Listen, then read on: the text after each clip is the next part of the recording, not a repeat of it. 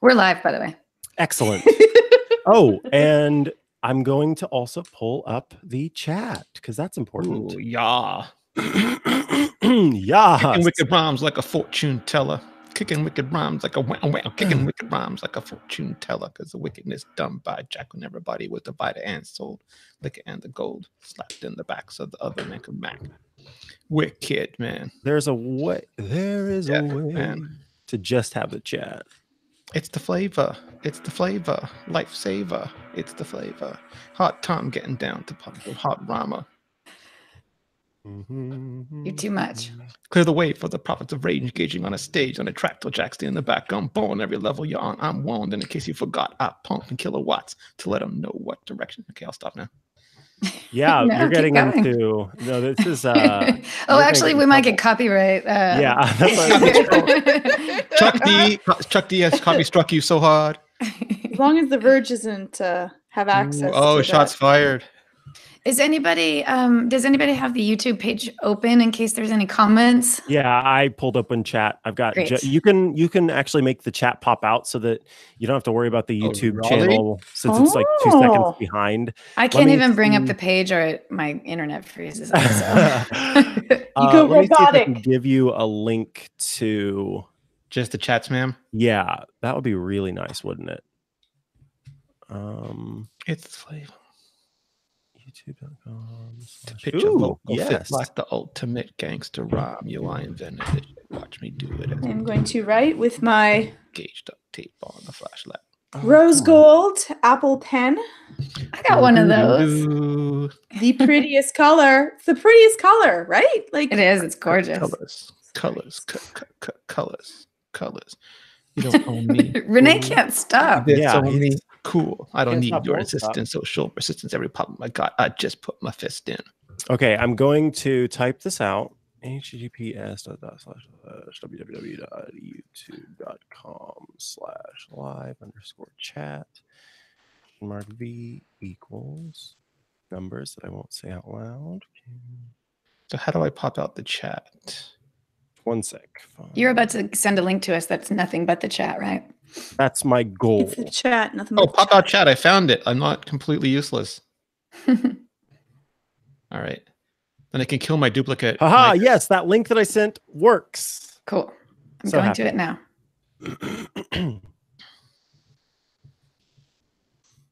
So what I had to do there was my browser knew that I had visited that site, but there was no way to let me just copy the URL. So I took a screenshot of the URL showing up in my history and then literally typed it out from there. Literally. That worked. Literally. And it worked. Literally. All righty. All right, let's do this. Finally. Let's do this. I don't know why I did that. Renee, you're rubbing off. Okay. Yes. It is Friday, February 15th, 2019. I am Micah Sargent, and right now we are going to talk about a March event from Apple, the product red iPhone XS, who knows, some new Lego stuff, and so much more, because this is the iMore Show. Dude, folks, we have the whole gang back together this week. It seems like it's been a year since all four of us have been on the show together. That may very well be the case. Sure. But we are all here and we are all excited. And I am going to start by welcoming back Lori Gill. How is your London tea? I'm just back from London where I was having crumpets with the Queen. And now they're not going to let you back in. Never. That was Lori's last trip to London. They're going to ban me now. I had a lot of fun. It was really great. I did tons and tons of sightseeing, drank a lot of beers that were surprisingly low alcohol, low alcohol content. Here in California, especially, our beers, it's either 99%. I know. Yeah, well, it's either like really low percentage of beers like Coors and Budweiser and things like that, or then it's just immediately jumps to IPAs and crafts, which are like 7, 9, and 11% beers. And then you go to London and like where we went, every single place we went, the highest alcohol content was like 5.5%. So you could drink all day, which I did do. Which she did do. It was great. It sounds like you had a lovely time, but we are happy to have you back with us. We are also joined this week by someone who, I don't know, maybe is in construction right now, under construction right now. Renee Ritchie, how you doing? This one dedicated to the man we call Michael, and 007 Lori's back in the area. Maximum respect to women they call George no bus no deuce no tray now wicked. I'm scared. If anyone can help us out with that translation, that would be great. Now, I've been listening to drilling since 8:30 a.m. Mike, I've got very little of my faculties left. Like outside, it's like, and I know you guys can't hear it because I've got the gain down real low on the mic, but it's like, and I just want to go out there and beat them to death with what's left of my head. Or you can just pretend that they're dropping a beat for you and start, freestyling. I tried that, and the rest of you just told me to shut up. Okay, fair. And last, but definitely never and certainly not least, it's Georgia Dow. Hello, George. Oh, I was not talking to you, Alexa. Please stop.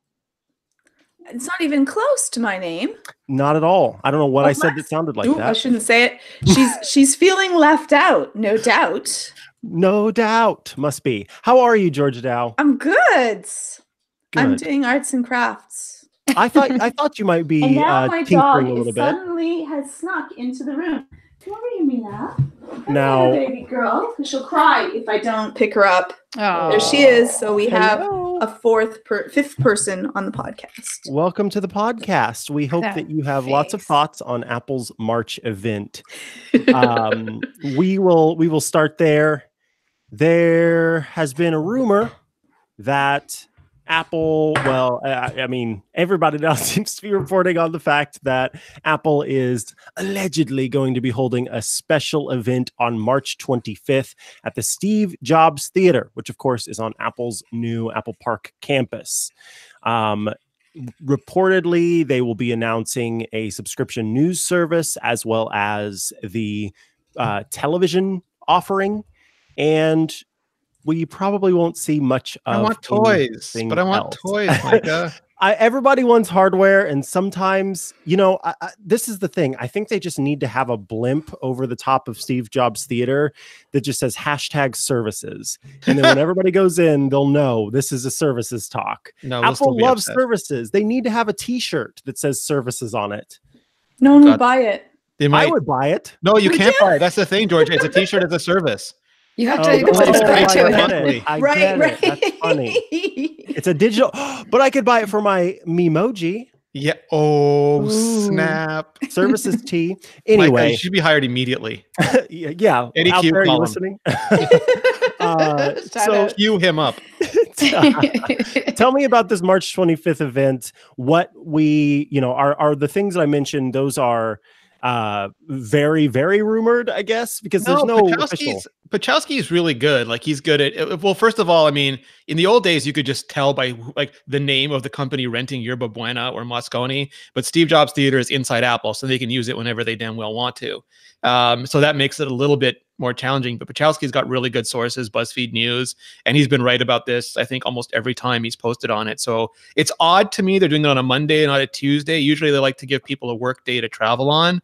So I don't know what that part of it is about. Maybe it could still end up being the Tuesday, who knows? But he said news, no iPad mini and no AirPods. And I asked him specifically, I messaged him and said, what about iPad, big style? And he said, I haven't heard anything about that. Could be possible, maybe not, who knows? And then Gurman, and I can't pronounce her name, I apologize. I'm not even gonna try because I'm gonna just completely humiliate myself if I try to pronounce her name. But Bloomberg, we'll just say Bloomberg because at least that I can pronounce, said that it's also going to be Apple's video event, and they've invited like the Aniston and the Garner and the Abrams to be a part of that. And so we have two subscription services, one news based on the texture platform Apple bought last year, and one video based on all the original content that they've been producing. So I'm going to ask the question, is there anything but services? Is there anything else? Is there any physical thing that I can grab that might be unveiled? Without getting arrested? Without getting arrested. You're Yeah, turning feeding into the the hands fervor. emoji here. You're turning into the grabby hands emoji here. Oh, that's true. I did. I'm sorry. But no, right? This is But as there far as we know. Anything, Renee? There could be the 9.7-inch iPad. There could be the Apple TV dongle that we've heard rumors about. There could be the new iPod Touch. There could be, there could, but there also Could is a there be anything in different colors? Well, so There could be a red iPhone. yeah, There well, could but be. there's also likely 10 because in 10S, that is. previous years when they focused on education, they didn't do the red iPhone immediately. They waited 2 weeks and then did briefings and a press release. And it could be that we get new iMacs or new iPads or new iPhones in like a press release or briefing, a couple weeks after the event too. Someone in the chat said hashtag air power, air power, air power. But we've seen some new reports that that's not supposed to be coming out until later. It's going to be a little bit different from the design that we saw before, a little bit thicker, and some other things. And then at that point, Apple will also release the AirPods case, is what the rumor claims. So we're still a little bit out from air power, but this, let's go ahead and break into this. I think I was just in the Apple News app yesterday. I actually use it pretty frequently because, as I mentioned, I don't get my news from other places. I've talked about this before, but basically, because I worked for so long as a world U.S. politics, blah, blah, blah, news journalist and was, waking up at 5 a.m. or waking up at 4 a.m. to get to check at the 5 wire a.m. and then stand in front of the camera and talk about helicopters have crashed and, all the horrible stuff that goes on in the world. I gave myself permission whenever I left that job to be able to not focus so heavily on the news that's going on. And so my sort of supplement for that was Apple News and the alerts that you get. And anyway, I was in the app the other day and I didn't realize for some reason that a lot of the different outlets already have subscriptions that you can sign up for. And some of them have free for 3 months, and then it's $5.99 a month after that. Some of them have 99 cents for the first month and then $3.99 after that.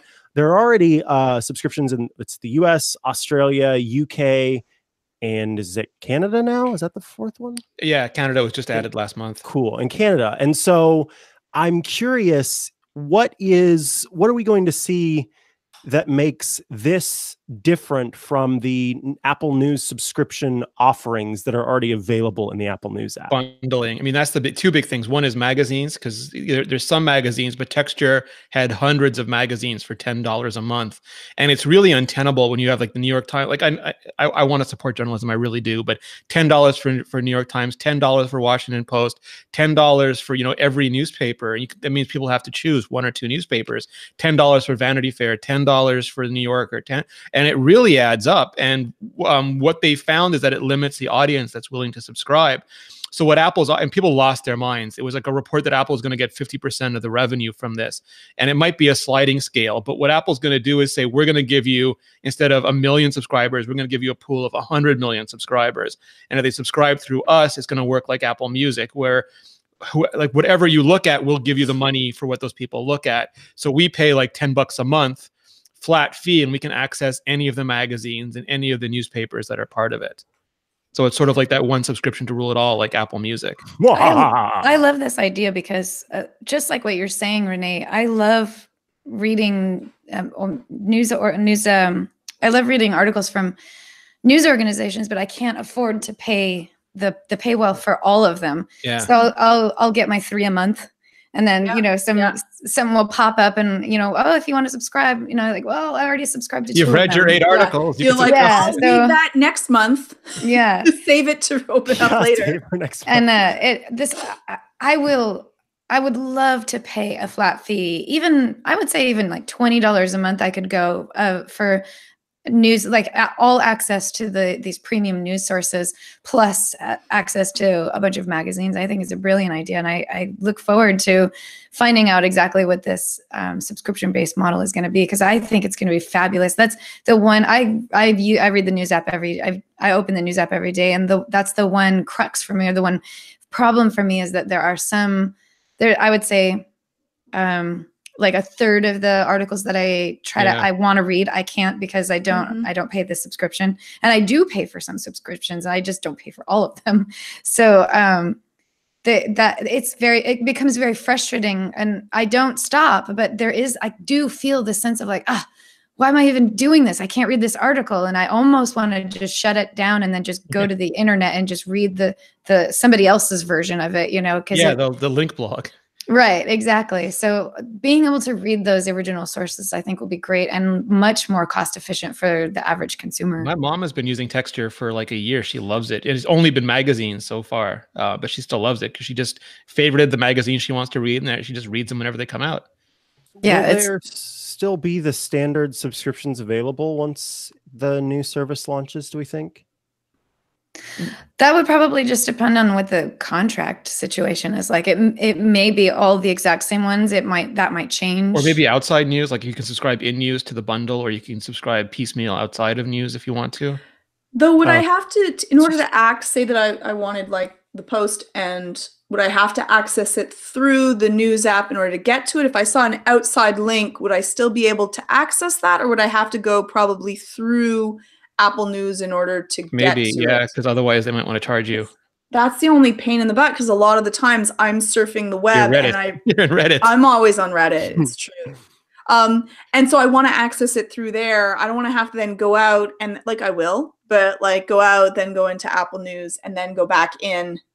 Well, I think the comments after. So I think you would have to do that with the subscription in Apple News, though. Just the thought of the way that process would work. You're not getting a subscription to, let's say, the New York Times. You're getting a subscription to Apple News. Like having to watch through Netflix. Right. It would be like being able to watch a Netflix movie anywhere on the internet. So I don't think it would work like that. Definitely. When I look at precedent, so for something like Hulu, you can get a subscription to Hulu still with your iTunes account. And so every, month it charges my Apple ID, my Apple Store account, whatever, all those different accounts, but it charges the one account and it goes through Hulu. However, I can go online to hulu.com and authenticate, and it still allows me to access those videos with the subscription that I pay for through Apple. So I don't want to completely say that that's not going to be a thing that'll happen. I think it's going to come down to the individual news outlets and how they want to do it. Because in theory, if they wanted to, they could set up that process where you can authenticate and say, hey, this is me, the same person that's getting my mail or my news through the Apple News thing. The only difference and why the precedent isn't perfect is because, of course, this is the one subscription to rule them all versus what Hulu is that I'm talking about, where it's just 1-to-1. But yeah, I mean, at the end of that makes me wonder though, because like the Los Angeles Times, for example, has the subscription option available. And that was the one that I think was like 3 months free and then $5.99 after that or something. And so what if I would like to be able to subscribe to just the Los Angeles Times because it's only $6, but the more expensive news subscription service is like $15, and I don't want all those other news outlets. I hope that I still have the option available. It just seems weird that they've built this technology of what news subscriptions are right now. And I don't like the idea of them just suddenly kicking that now that they've got this new news service option available. I used to subscribe to a bunch. We still do a couple because we have to write news for our publications. So it was New York Times and Bloomberg, and they never worked. We had a New York Times subscription, and I just always was told that I wasn't subscribed, wasn't logged in, or I would go to it through a different way. And I ended up just not renewing the subscription because it was so broken. And that's the thing I hope that they solve, is that I don't care if I have to use a news app. I just want it to work at this point. Yeah, and I just totally lost my train of thought. Well, so I have a question for you, Lori. You said you wouldn't mind jet lag. Well, no, you said you wouldn't mind $10 or $20 a month, but for me, it's a subscription creep that's happening. So I already paid $15 for a family pass for Apple Music because I want it on multiple devices, and I don't want to have to worry about turning it off in one place and turning it off on the other. But then, and I pay $10 for Netflix, and I might pay, I think I pay for Crave TV or something. That's our version of Hulu. And then I'll be paying $10. I pay $10 for Texture now. and then it's going to be $10 for Apple News, and then maybe $10 for Apple Video, maybe $10 for Apple Game subscription, and then maybe I'll have to get CBS, or maybe I'll have to get Warner's is making one just for the Titan, like just for DC, not even for Warner's. I'm making one just for goddamn DC Comics. And I've made this analogy before, but it's like, imagine there was no Apple Music or Spotify, and you had to subscribe to Warner Music, and then separately to Sony Music, and then separately to the Beatles, and separately to the Gaga. I mean, like, it was just, it's untenable. There's just only so I don't know how to manage that. I know Apple could do their thing and make an Apple subscription plus, where, like, I don't know, for 20 or 30 bucks a month, you get every Apple subscription available, maybe like including Apple Care and Apple, you know, iCloud, whatever. But there'd still be like, I want Netflix because I want to watch Stranger Things 3 and I want to watch Star Trek Discovery. And there's just, video is so broken compared to music and news. And it looks like they want to do more of the breaking and less of the bundling. It's going to send me screaming back to cable. If you think, though, think about what before, like pre-Netflix even, think about the way we digested television. We either had broadcast TV or we paid an exorbitant amount of money for cable TV. And those were our only options. And right now we're sort of in that influx of finding a way for everybody to customize how they digest entertainment. So, you know, there's some companies that will offer mini cable packages for a smaller amount, but you only get 15 channels, but you also don't pay as much. And then, you know, then there's like Hulu TV and YouTube TV, which includes, you know, some of the major channels. YouTube too for Karate Kid, Lori, like, it just keeps adding up.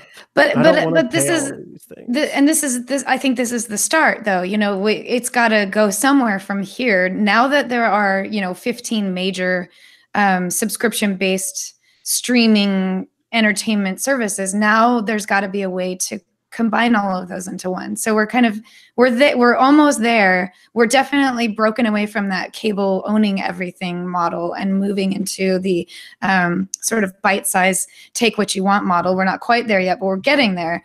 And, you know, maybe we'll see it, but maybe we won't, because there's issues with contracts, I think, that really cause, that's what causes the biggest problem. You could subscribe within Apple Video to other services, like you can subscribe within Prime to Stars. But again, like, we used to have $20 for 20 channels, 30 for 30 channels a la carte in Quebec and cable for like decades. And it was fine, but I wouldn't watch 30 channels. And it feels like the same thing now. I got to subscribe for $10 to watch Discovery because I don't want to watch the rest of CBS stuff. Yeah, I want a buffet service. The same problems. I want a service that encompasses kind of like everything. Apple Music or video. And if they did that, I'd be in. So Arnaud in the chat says, and I'm curious what your take is on this. I don't think they would hold an event for a service only available in 4 countries and a TV service. Plus, the Steve Jobs Theater is particularly cool for hardware announcements with its hands-on area. What are your thoughts on this? There's no real hands-on area. They sort of make that bespoke every time, and they rearrange it. They sort of close the pod bay doors once you go in, and then they very busily set something up. And then when those pod bay doors open, the lobby has sort of become the hands-on area. But it could also be like a living room area to show off the video content, or like a bunch of iPads to show off stuff. And, you know, they've had education events. They had an event for the Daily, that magazine that took off. They've had a Verizon iPhone event. I think it makes sense to have some hardware, but WWDC sometimes doesn't. And they have like celebrities there, like, you know, like Jennifer Aniston and Jennifer Garner and J.J. Abrams and all of that. So, I mean, I don't know. I thought the same thing. People get so sad when there's no hardware. So I'm with him on that. It's true. I hear what you're saying, but I think I like the idea of Apple separating out what it's going to present to us, so that we can kind of focus heavily on the cool thing that's coming out. You know, I don't want to split Spoken like a person who has to write about all the stuff. but it's if there's this big announcement that Apple's going to create this new subscription news service and new subscription TV and movie service, and that's all they tell you, and there's nothing else to talk about, the internet is going to blow up with these 2 services. If Apple also provides us with like a new 9.7-inch iPad, or they finally bring AirPods 2, that's what everyone's going to talk about, and they're just going to forget about the services. So I think it behooves Apple to stay focused on what it's going to announce, so that the internet isn't distracted by the hardware, because the hardware is our most favorite thing. But if this is a really big deal and they want people to get excited about it, they're going to keep that as the focus. It's almost like directing attention.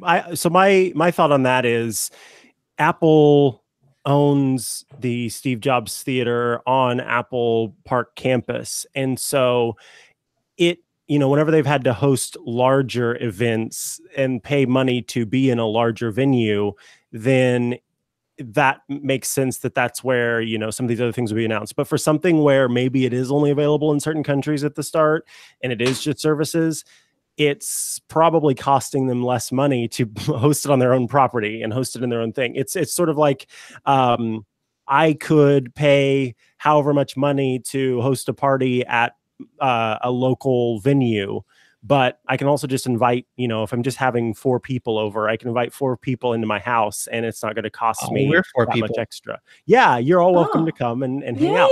But I have 2 words for you, Micah, that would make me really want AirPods. 2 words. AirPod memes. AirPods are they're memeing it up right now. They're viral.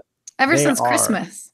Well, and I've seen it for a while on Tumblr, really heavily kind of being memed about, and it's there was one really sad one where it was like a mom. It was a Dr. Seuss character, and it was a mom, and she had her son in front of her, and she sort of like moving her son to the side and has a worried face on. And it said, "Mom, why do those people have wires on their AirPods?" And then the mom was shuffling away like, "Oh no, honey, we don't talk to those people." And so it did sort of start out as kind of exactly. It started out as kind of an elitist meme, and it has since evolved into many different like the ones like, "Can't hear you, got my," like about to have a disaster, "Can't hear you, got my AirPods on." Got my AirPods. What I liked yesterday though is the guy all decked out goes up to the girl, takes her earphones out, and then gets down on one knee, and instead of opening up a ring, he opens up AirPods. Yes. That was awesome. It's pretty great. Yeah. I would like Tim Cook to do AirPod memes, please. He would. Well, it'd be adorable because it would just be like, "I'm trying to do this. I don't quite understand it." Cute. So yeah, that is potentially the Apple March event. We have yet to, see the press invite.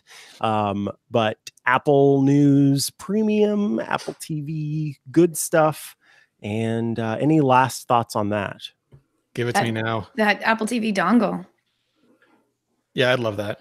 Is that mock-up? Did you make that mock-up? Yeah. There's a picture on the article that Renee wrote that has it's a tiny little square that has the little USB thing sticking out of it, and it just it looks like the tiniest Apple TV. It's so cute. I've been asking for it for like 5 years. I did a video on it 2 months ago, so I want it so bad. I want colored AirPods. I want them to come in colors. I'll paint your AirPods with my fingernail polish for you. Then you'll be happy. I'm almost there. Silver ones would look gorgeous in my ears. Lori has little Union Jack ones she came back from England with. They look really good. I would totally want to wear them all the time. They only play O Britannia, but they're gorgeous. Rose gold, come on, I'll take it. Okay, well, before we move on, I do want to stop right quick and tell you folks about a new sponsor here on the iMore Show. It is Wix. And cut. So let's talk about, I saw this news pop up, I guess it was just the other day, about some new fun AR, augmented reality from Lego. We saw some of this announced and demoed on stage, but now there are multiple sets. I have the Ninjago one. Yeah, so this one's a little bit different. Renee, if you have the Ninjago one. So I think the way that works is you use the app to actually build a virtual playset, correct? And then you kind of play with your toys within the playset, right? Yeah, so once you build it, it recognizes that you've built it and they've previously scanned it in. So that unlocks the AR game, which then makes you have to hold it in front of the toy. Then the toy sort of explodes into AR life and you can run around and set it on fire and do stuff. It's amazing. That's cute. Yeah, this one is called Hidden Side. And it's this haunted story It sounds very similar to the Ninjago Ooh. story that you build the set, and then once it's built, you unlock a game that you play where you're actually hunting ghosts. And capturing them, and it looks real cute, and I'm excited about this coming out. It looks really fun. The one thing that I think is great that Lego is doing right now, for a very long time, Legos have just become this thing that adults collect. We buy these really fancy, expensive sets, and we put them together, and then we don't touch them. It's like the Lego movie, right? Yeah.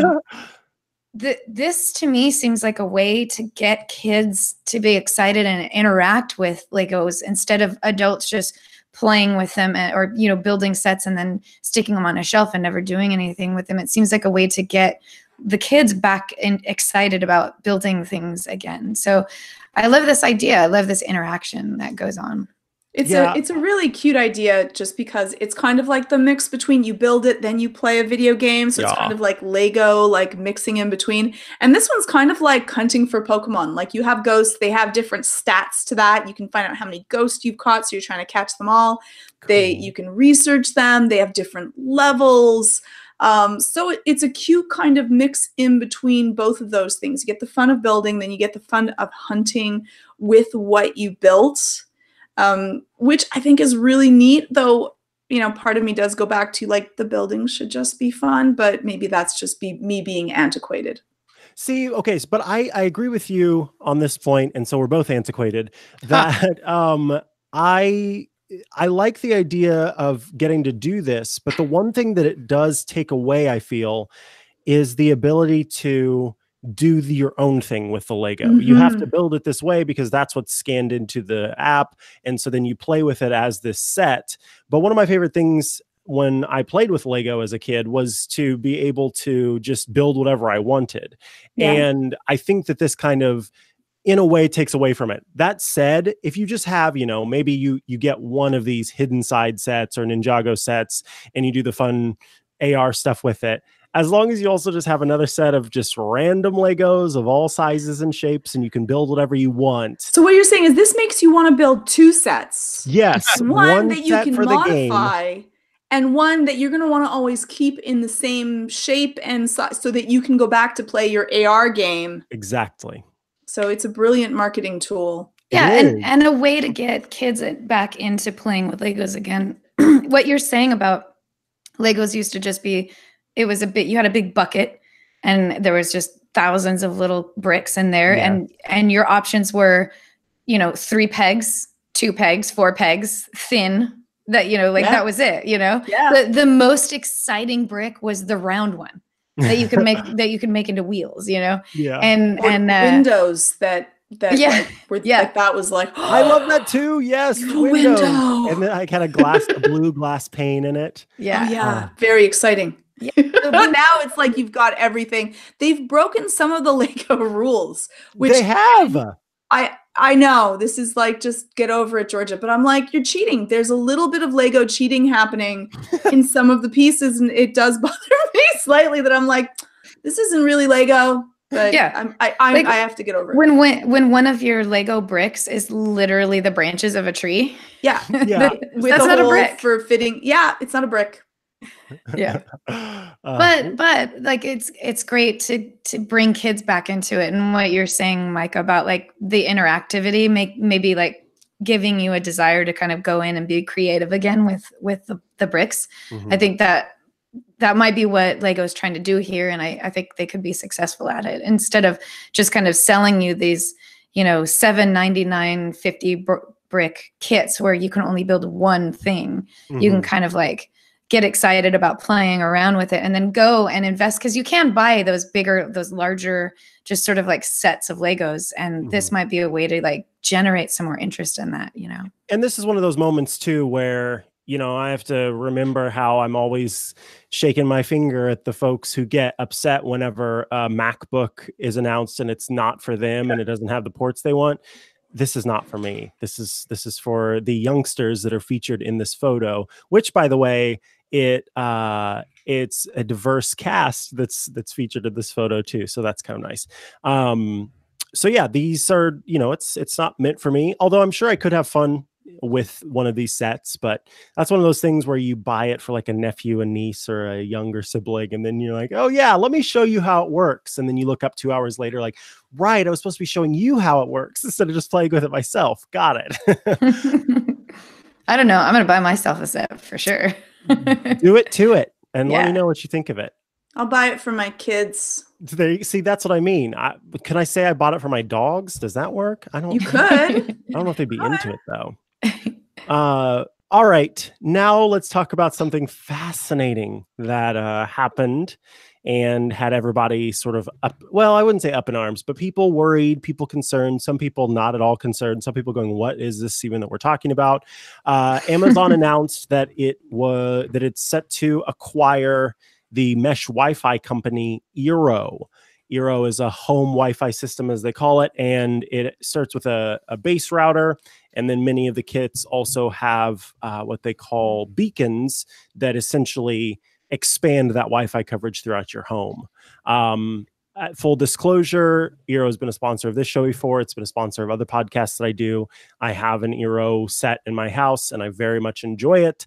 And I know about Amazon's privacy practices and what they do to store audio and those kinds of things, and how they've got our shopping profiles and stuff. And so reasonably, people were a little bit concerned to learn about this. Renee, you took a second and sort of put together everybody's upset about, or people are upset about Amazon buying Eero and why. So do you care to share a little bit of the why? Yeah, I think it's a multifaceted issue. I think on one hand, there are people who simply want something that's not owned by Amazon, Google, Apple, or Facebook. I think we've reached a point where we feel like our entire existences are owned by one of those megacorps, and we might trust some of them more or less. We might think some of them have better technology more or less. We might think some of them are more convenient, or some are more arrogant, or some are more, whatever we feel. There's this overwhelming pervasiveness that they just own everything, and we'd like to have something that they don't own. So when one of our beloved independent companies gets folded into them, there's a natural aversion to that. It's like, I deliberately went and bought something you didn't own, and so you bought the thing that I went and bought because you didn't own it, which gets people's dander up. And then separately, although it hasn't been Facebook disastrous, Amazon has not had a great year. I mean, there's been story after story of them offering facial recognition technology to law enforcement. They kept mailing people's messages, and they kept saying it's the user's fault, but they created a system whereby people's personal conversations were either being stored in a way that they found creepy or were shared with people they never wanted them to be shared with. And that creates a climate of distrust. And they had the even more disastrous Ring doorbell thing where they allowed a bunch of contractors to look at people's home camera footage, which should never have not ever happened. And yes, it's a contractor, it's a subdivision, but that's what sticks in people's minds, is that it's Amazon. And then there's this underlying thing about Jeff Bezos being the world's richest man while some of his workers are still on food stamps, basically. So you have multiple venues of people not. Facebook is weird because a lot of people Amazon is weird because a lot of people love Amazon services, the convenience, the speed, and we use it, but we kind of hate the company and hate ourselves a bit for using it. So there's this really complex dynamic at work. And at the end of the day, just having Amazon insert themselves into what is our barrier, our wall, our defense on the internet, that takes our packets and puts them on the internet, takes the packets from the internet and gives them to us. And the sum of all fears, whether it's inevitably proven out or justified or not, is that it's one more way for Amazon to get their hooks in us, and get our data and monitor us, whether we want them to or not. So I think all of that, there were a bunch of people, no doubt, a bunch of people said, yay, this is going to make my Echo even better, or yay, I want more Amazon in my life. There were those people, but just the knee-jerk, gut, primal, visceral reaction was, stop touching us.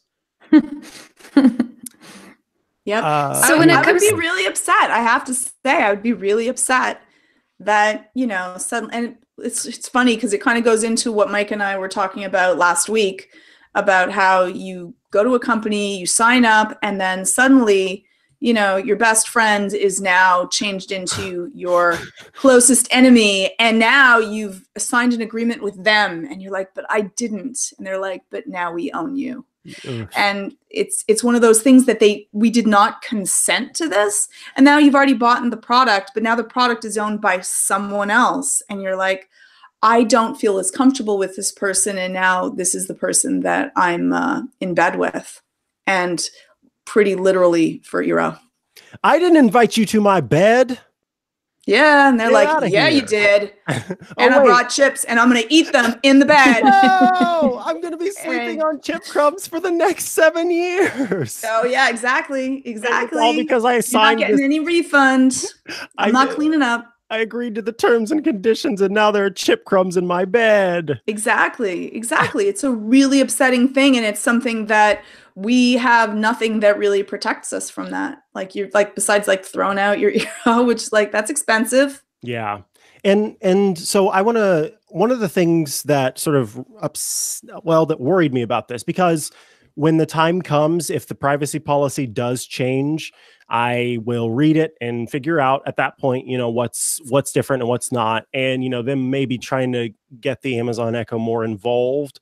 I'll look into that as well when the time comes. But as it stands right now, I think the thing that a lot of people are worried about is just the sense that, oh boy, sometimes when a small company gets acquired by a big company, then the big company ruins it in some way and makes it so, it's unusable, or they just absorb it and turn it into. Yeah. And so what I was worried about immediately is, and this is not, again, they've sponsored us in the past. This right here is not an ad what I'm about to say. We speak the truth regardless of who sponsors us or not.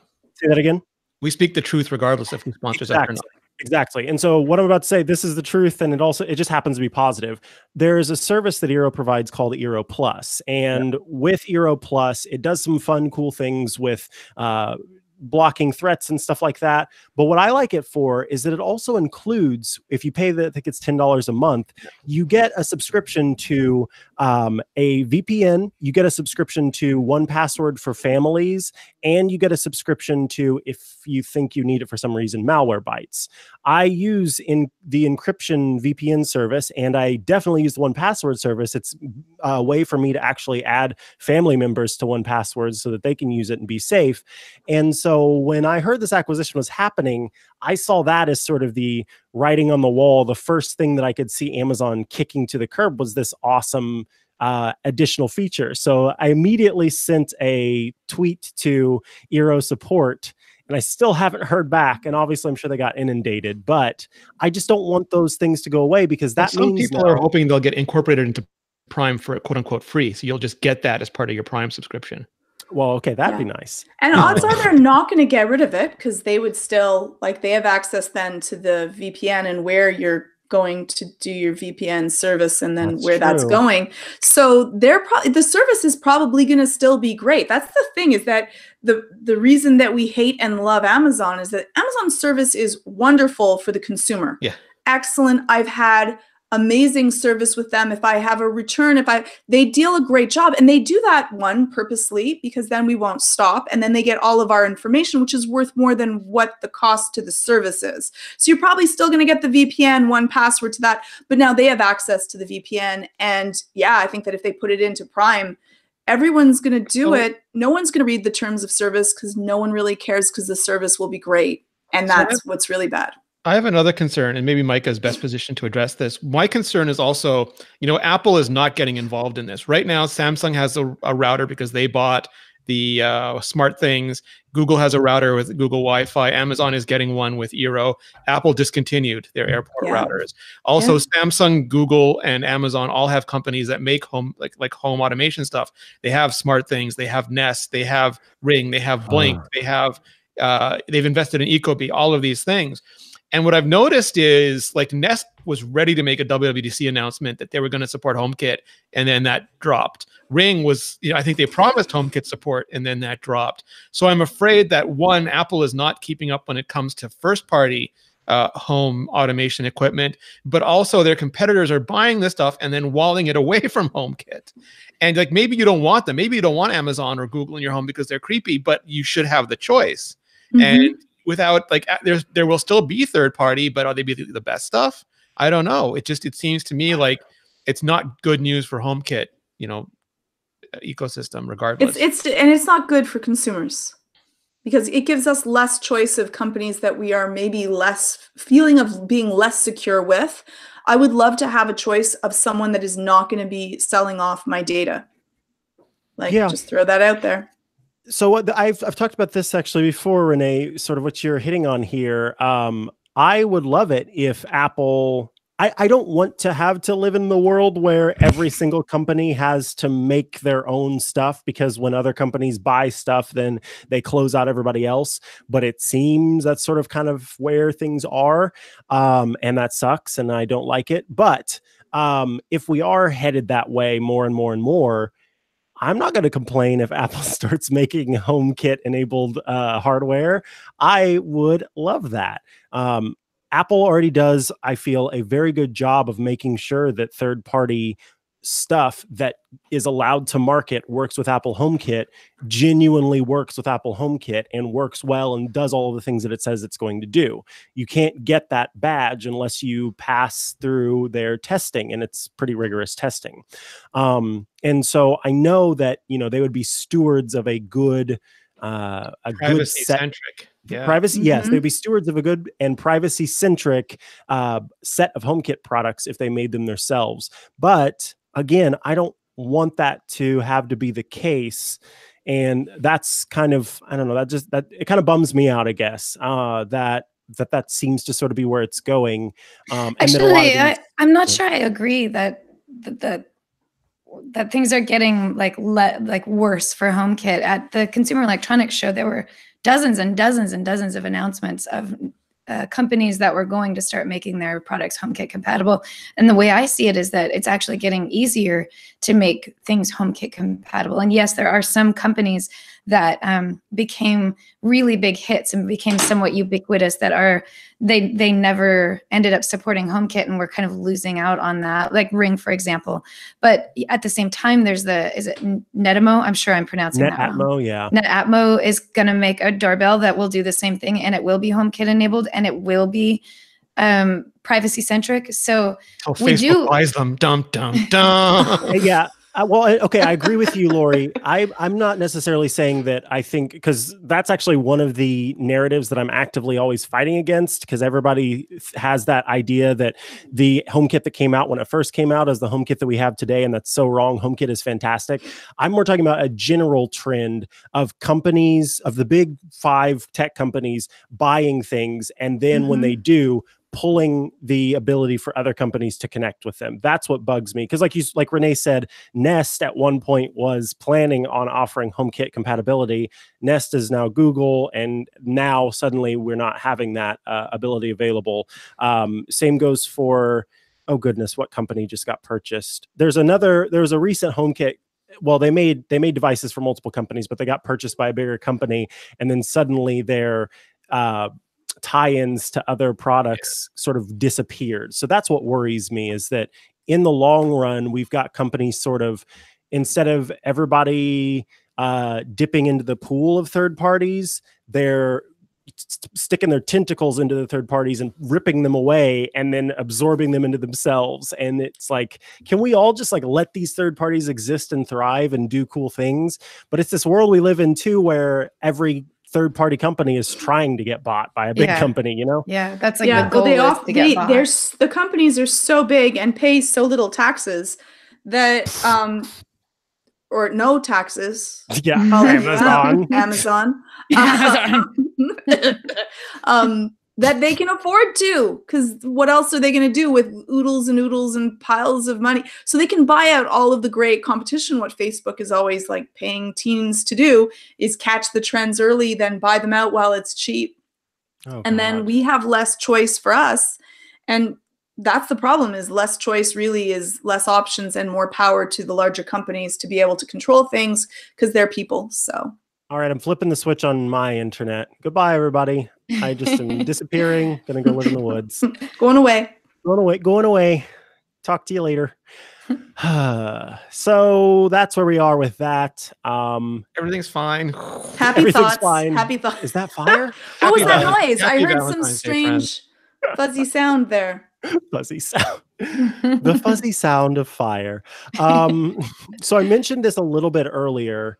The AirPower rumors that just popped up. And so I want to quickly touch on this because some folks might not have heard sort of what has kept AirPower delayed for so long. Renee, can you give us a quick recap on what the rumor was for why it was hard to make AirPower? Sure. So Apple And go through what is AirPower.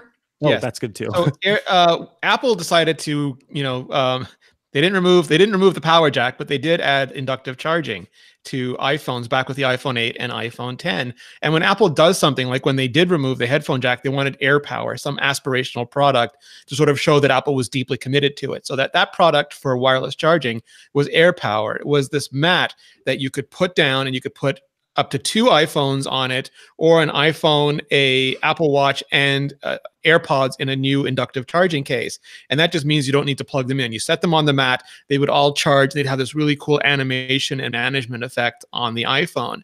And they said that it would be out in the next year. And it didn't come out. And we heard rumors that it was because, well, actually, it is a really complicated. They were hoping to add to the Qi standard by doing this, but you basically needed 3 different styles of charging because different power levels for the phone versus the AirPods, of course, but also the watch needs magnetism because of the way that it was originally built. The phone does not. So you had 3 different kinds of charging. It had to be available anywhere. Anyone would put anything on the pad. And that turned out to be really hard to engineer. So it was getting way too hot. And it wasn't, apparently, I don't know why this makes any sense. Doesn't make sense to me. But people were saying that it wasn't communicating properly, which to me is just, I don't know, were the coils interfering with Bluetooth? I don't know. Bluetooth is hot garbage, so you never know. Amen. Yeah. So Apple has been re-engineering it, and they couldn't get it to work. And there were some rumors that they were going to cancel it. They bought another company to try to get it to work. They kept thinking that it was going to work, and it just didn't work. And now rumor has it they've completely re-engineered it. It's thicker now than what the demo was back when we first saw it in 2017 now. And it's got a different alignment of coils to do the capacitive charging, the inductive charging. And that the product is actually ready and that we might see it as early as this spring, otherwise this coming fall. And hopefully it'll still work the same, but we'll have to wait and see. Which is good news. Like I to have it show up at all is good news to that. And you want it to work. You want it to not melt anything. You don't want it to suddenly, Actually, it's been so cold this winter, George. I would take the fire version. Can I have firepower instead of air power? And maybe earth power, all the elements. Earth, wind, and fire. Earth, wind, and firepower. Power. So yeah, I think, I agree. The communication thing was very confusing. And I know Apple was like really into that bit of magical animation and communication that happens where if you lay down an Apple Watch and your iPhone, and I don't know what would be the third device, and not your night iPhone, your day iPhone, and your night iPhone, and then Apple Watch, then the main phone would show in the battery widget all of those devices charging and what battery they were at. Hey, maybe even the Apple Pencil could be laid down on the charging mat eventually. iPad, yeah, all of it. You guys, it's super hailing in my house right now. That's what that is. What is that? Is that seriously hail? Yeah. Do you get hail, Lori? I guess you do. You got hail. California does not get hail very much, and it's kind of like freaking me out. And I know that you guys always get crazy weather, but I never get crazy weather. I heard that. That was really, really loud. I thought that you were joking. Is your vehicle inside, or does that have to sit outside? Oh, I don't have a car. I'm good. Oh, okay. Oh, good. That's like the first thing Midwesterners are like, oh no, hail damage. Yeah. Yeah, well, I don't know. Like my windows might. No, it's not that bad. They're very small pieces. It's just a lot of it. So. Oof. Yeah, I can hear it. I know. Yeah. Sorry for all the noise. Hey, can't help it. But yeah, the way that it can show on the main widget, these are the devices that are charging. I wonder if there was just, like you said, some weirdness there because of the battery doing its thing, or the electrical interference. Anyway, yes, like George just said, what we want is an AirPower that works and works right and works well, rather than one that ships and either doesn't work or causes issues. Want to just round things out here with a bizarre story, mostly one that just had me perplexed just absolutely I don't think perplexed. you're alone. Yeah, I mean, everybody was going, what is the dot? Oh, So for God. those of you who are wondering what the heck we're talking about, the press secretary of the United States issued a statement on Twitter using the Apple Notes app, and it had this perplexing black dot over. Actually, Micah, before you continue, can I just be the same thing? There's a whole thing about Apple Notes being used on Twitter, right? Yeah, let's precedent that, or Yeah, let's go talk ahead. about the history of Apple Notes. Just briefly, yeah. Yeah, Yeah. go ahead. Well, you go ahead, Renee. Okay, so Apple Notes has become this thing that celebrities typically use to apologize for very poorly thought out internet faux pas, because it allows them to put things in text that are longer than a tweet would allow. It also prevents, I think, really easy copy and pasting of said text. And so they'll write it down in the Notes app, they'll screenshot it, and then they'll post it as part of a tweet. And usually it's like, I'm sorry for being real drunk and crashing that Lamborghini into the other Lamborghini. Yeah, that was like real bad. Apple Notes on Twitter is its own meme in that Yes. like it's always been celebrities apologizing for doing something terrible. Yeah. So that's what you can search through if you want to find out what are the most recent celebrity gaffes. Yeah, that's Search that. In fact, entertainment reporters just look, they have a machine learning algorithm set up that allows them to just find that texture of the Apple Notes app. So first thing about this is many of the times when these get posted, they're not adding alt text to the image, so nobody can doggone read. What I always do that, by the way. And thank you to Micah. I always take, because when we post statements from Apple on Twitter, we post the statement in whatever, like it's usually just a screenshot, but we always put the full text in the description field. Yeah, especially if you've taken the time to type it out, it's so easy to just copy and paste. Ugh. So there's a tip there. If you have to do this, Just add alt follow text. Micah's suggestion so that we can actually read it. In fact, you can go find that press secretary tweet, and I replied to her with the video that I posted that shows you exactly how to set it up and enable it. I loved Micah responding with a very helpful tip, and Rich Stevens responding with, what the F is that dot? That's what my brain, just like as soon as I saw that dot, the whole rest of my day I was worried was just going to be devoted to my brain going the dot. I can't So get rid of the the theory, dot. is there a theory for how that dot got there? Yeah, there is Yeah. the theory, and I think that you're right. My pal Joe Rosensteel was the one who replied to me and said when she was probably cropping it using Markdown feature in iOS, probably accidentally tapped on the screen, which with the pencil or marker tool selected will put a dot on the screen. But instead of just erasing the dot, she left it there and posted it. And Dotgate. Now we don't have a press secretary in Canada, so so this is something we can't really relate to. But could it be that the dot is a brilliant move to distract people from the contents of the message, because nobody's reading it now? They're looking at the dot and then turning away because their brain breaks. Look at the birdie. I mean, Look I at don't the even know birdie. what was said because I just keep looking at I'll that dot. hear about the dot. I have no idea. Folks, if you too were distracted by the dot, basically it was a tweet trying to declare a national emergency in the United States for something that's not an emergency. It's not great. Oh, and if we do have a press secretary in Canada, don't at me, because we never hear from them. You're like, there could be one now that I think about it, but we don't ever hear from them. I like how the dot is actually right above the letter I in delivering. It almost seems on purpose. Yeah, it's kind of like when people sign their name and they put like a special A character. heart. Yeah, Yeah. like a heart. It or was a star Valentine's or Day. something. That's true. Yeah, maybe it's a heart. Someone else was like, inside that black dot, if you zoom in with the right kind of camera, it's actually got a bunch of data in it, and it's them passing information to somebody secretly, which I would approve of over what it actually is, which is just a flub and a post regardless.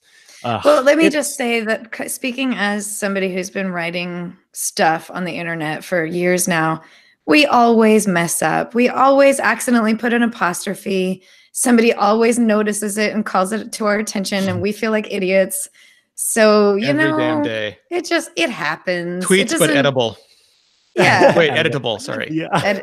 Edible tweets. That's what's coming next from Twitter. Edible tweets. Yeah, and honestly, I think that's a totally fair thing. And in the end, I was more than the dot. Once I knew, especially that it was just like a markdown flub. The thing that bugged me was that all of the low or no vision people who would not be able to get that information otherwise. Can't get it because she didn't add alt text to the image. So, Yes. you know, even Right, if it's you kind of make a your big flubs, just deal to say something like that, you know, to let the world know something that big, that important, and then to just isolate anybody who has low or no vision. as the press secretary of the United States, yeah, you can't do that. Right. Anyway, Yes. that's going to do it for us this week, folks. We have had a jam-packed iMore show. Of course, I want to thank everybody out there for listening, and I want to thank Jim Metzendorf for editing the show and making us sound awesome. If Georgia Dow were still here, she would tell you could find her awesome videos for all sorts of things like dealing with depression, anxiety, emotional intelligence, and what just lots of great videos that you should definitely check out at anxiety-videos.com or on Twitter at Georgia_Dow. Lori Gill, people are looking for you. How can they get in touch? They can find me at Apaholic on Twitter, APPAHOLIK. They can find me at Lori Gill at most other social things. And they can find me on iMore, where I will be writing all about the Lego AR kit coming up. Woohoo! Awesome. Renee Ritchie, if people are looking for your stuff online or to get in touch, how can they do so? Well, I'm just going to say Gavin Fuentes first says the show title should be Tweets But Edible, and then Kat said they should be on printed chocolate. So I'm going to get fully I behind like all this. of this. I want This all of initiative. these things. You can find me at Renee Ritchie on all the social things. You can find my videos at youtube.com/vector show, or you can just find everything at imore.com/vector. Can we make Excellent. vector chocolates? Like Yes. it looks like this, but it's like little There's unwrappable the chocolate chocolates. underneath. That'd be Once. so cute. Also, Vector cookies. Those would be good. Any hoodles. If you are looking for me, you can find me on Twitter at Micah. Well, most social things at Micah Sargent, or you can head to chihuahua.coffee. That's CHIHUAHUA.coffee, which has links to all the things I do. You can find all of our writing over at imore.com, particularly if we've got a March event coming up. We will, of course, be back next week with more. But until then, depending on when you're listening, I hope you have a great rest of your week or weekend. This has been The iMore Show. Thank you. And thanks to everyone who commented in the YouTube chat. We're trying to pay more attention now. So we really appreciate when you let us know that you're paying attention and watching us. It's great. It makes us feel good about ourselves. It does. Feel like somebody's watching. All right. Goodbye, everybody. Bye.